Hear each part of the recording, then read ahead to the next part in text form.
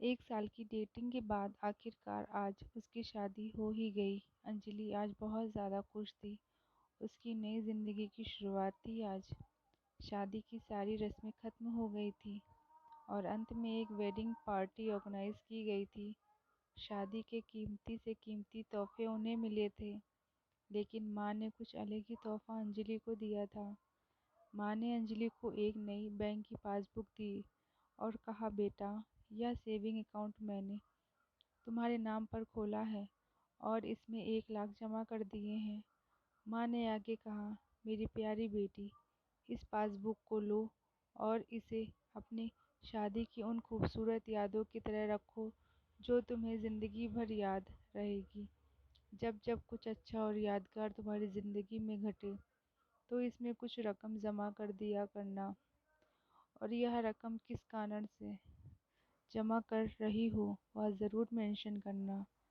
जितनी ज़्यादा खुशी का दिन होगा उतने ज़्यादा पैसे तुम इसमें जमा कर सकती हो। तुम पहली राशि मैंने तुम्हारे लिए जमा कर दी है। अब इसे आगे तुम अपने पति के साथ बढ़ाना, और जब कई सालों बाद तुम इसे देखोगे तो तुम्हें पता चलेगा कि तुमने अपने जीवन में एक दूसरे के साथ कितने खुशी के पल साथ में जिए हैं। अंजलि ने बाद में यह बात अपने पति को भी बताई। दोनों को ही यह सुझाव बड़ा ही पसंद आया और अब वह दोनों ही उस वक्त का इंतज़ार करने लगे जब इस खाते में कुछ पैसे जमा करा पाएँ। महीनों बाद उनकी पासबुक कुछ इस तरह से दिखने लगी। 19 जनवरी 10,000। शादी के बाद पति का पहला बर्थडे मनाया। 27 फरवरी 20,000। पत्नी को नौकरी मिली। 25 मई 20,000। वेकेशन शिमला में। 3 जून 50,000। पत्नी प्रेग्नेंट हुई। 22 जुलाई 40,000। पति को प्रमोशन मिला। और ये सिलसिला आगे बढ़ता रहा।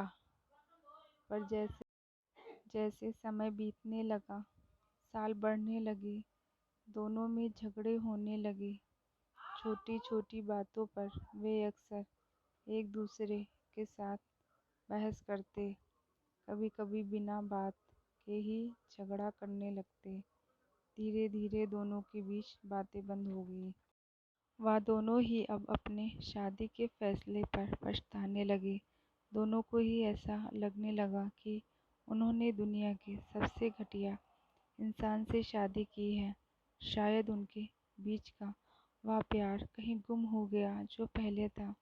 एक दिन अंजलि ने अपनी माँ से बात की। माँ, अब हम साथ नहीं रह सकते। हम दोनों ने ही यह फैसला लिया है कि अब तलाक लेकर अलग हो जाएं।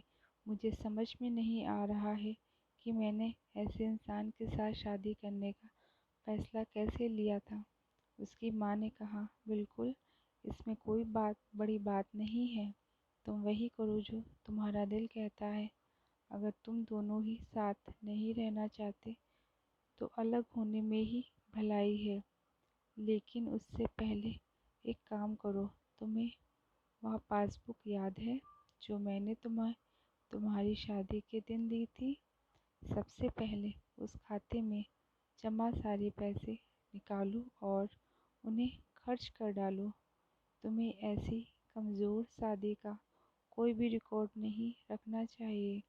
अंजलि अपनी माँ की बात से सहमत थी, इसीलिए वह वहाँ से सीधे बैंक चली गई और बैंक में लाइन में लग गई ताकि उससे अकाउंट को बंद करवा सके।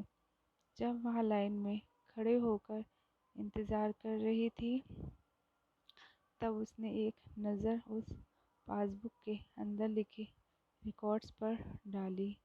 उसने पढ़ा और पढ़ा और पढ़ती गई। वह सारी खुशियाँ, आनंद के पल जो उसने अपने पति के साथ जिए थे, सब उसकी आंखों के सामने आ गए और उसकी आंखों में आंसू आ गए। वह तुरंत वहाँ से निकल अपने घर पहुँची। घर पहुँचकर पासबुक उसने अंजलि के हाथ में रख दी।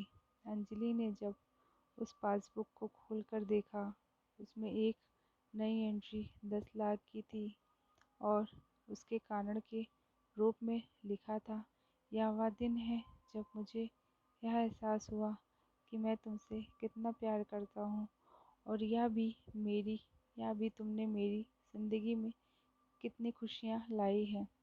वह दोनों एक दूसरे के गले लगकर खूब रोए और उन्होंने उस पासबुक को संभाल कर तिजोरी में रख दी। दोस्तों, ज़िंदगी में गिरना कोई बड़ी बात नहीं। जब आप किसी भी कारण से गिरते हो तो आपको हमेशा कहाँ गिरे हो उससे ज़्यादा गिरने से पहले आप कहाँ थे वह याद रखना चाहिए। गलतियों को सुधार कर आगे बढ़ने का। दोस्तों, अगर आपको यह कहानी पसंद आई हो तो प्लीज़ चैनल को लाइक एंड सब्सक्राइब ज़रूर कर देना। Thank you.